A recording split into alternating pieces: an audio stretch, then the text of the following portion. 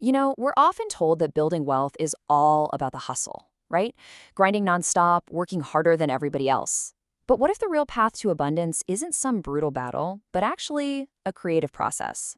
Today, we're going to dive into a really cool framework that lays out a three-step strategy for turning your inner value into real-world success. I mean, it's the big question, isn't it? We all want more abundance, whether that means financial freedom, amazing opportunities, or just a deep sense of prosperity. But how do you actually get there? Is it all just random luck, or is there a blueprint you can follow? Well, this explainer is going to unpack one of those roadmaps. So this whole idea breaks down the journey into three distinct stages, and each one builds on the last. You can think of it like launching a killer new product. First, you got to have that brilliant core idea. Then, you test it out and make it better in a competitive market. And finally, you team up with others to scale it and achieve that big-time success. So let's start at the very beginning with the foundation. Okay, step one. The journey to real abundance doesn't start with a spreadsheet or a business plan. Nope, it starts with a huge shift inside your own head. You have to truly believe that you are worthy and capable of creating value before you can ever attract it from the outside world. And this idea of fertile creative potential, well, it's perfectly captured by the symbol you see right here, the Empress.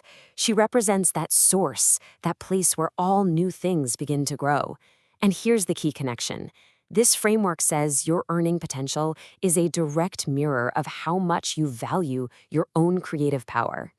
So many of us are wired to think we have to fight and claw for everything we get. But what if there's a totally different way? This quote right here, it flips that whole idea on its head. It suggests you approach abundance not as something you have to struggle for, but as your natural state of being, something you just cultivate. So what does that actually look like day to day? Well, here's a powerful way to think about it. Stop calling it a grind. Start calling it growth. Seriously, imagine your career is a garden. Are you spending all your energy on stuff that drains you, or are you nurturing the ideas and projects that genuinely feel exciting and life-giving? And this leads to a fantastic, super practical tip for this stage. The spaces we work and live in, they have a huge impact on our mindset. When you go out of your way to create an environment that's comfortable, beautiful, and inspiring, you're sending a powerful message to yourself that you are worthy of success. Because here's the thing, high-value results come from a person who feels high value. All right, so you've tapped into that creative source. You're feeling good, you're feeling valuable. But the moment you bring those ideas out into the world, you're not in your quiet little garden anymore. You're in the marketplace. And that brings us to the second phase of the journey, and it's one you just can't skip. And this next phase is summed up perfectly by the image you see on the screen now, the Five of Wands. It's all about that hustle, that healthy chaos, and the clashing energy of a competitive world.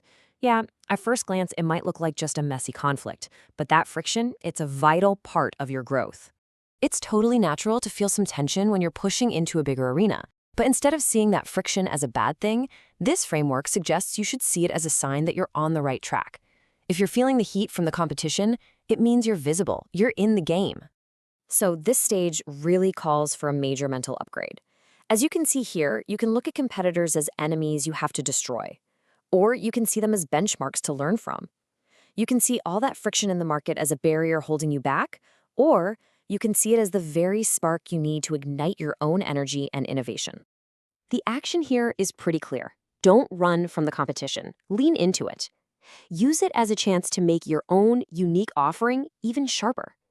Study what everyone else is doing, not so you can copy them, but so you can get crystal clear on what makes you different. This is what forces you to answer the most important question of all. In this crowded world, what makes your voice the one worth listening to? Okay, so you've nurtured your creative idea from the inside, and you've sharpened it against the competition on the outside. Now for the final step. This is where you learn how to turn that unique value into a tangible, widely recognized success. The symbol for this final stage is the Three of Pentacles, which you can see right here. This card is all about mastery and collaboration. It's a powerful reminder that we achieve the greatest things when we bring our unique skills together with others. It's about taking your talent and teaming up to build something truly magnificent. It's so easy to fall into the trap of thinking we have to do everything ourselves.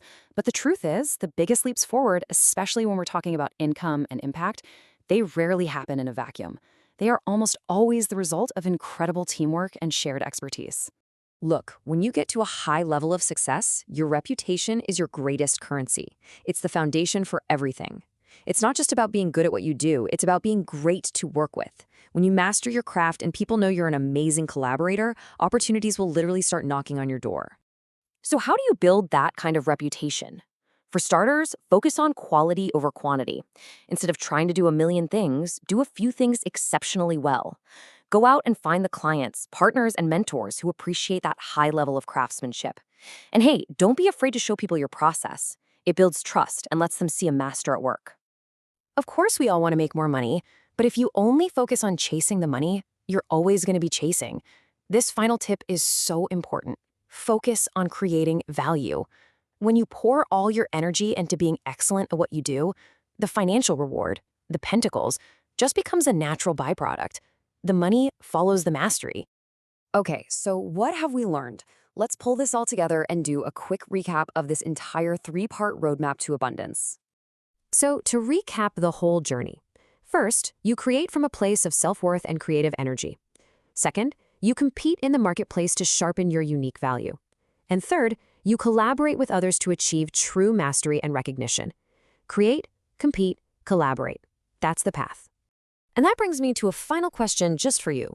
Take a look at these 3 stages one more time: the creative source, the competitive spark, and the collaborative masterpiece.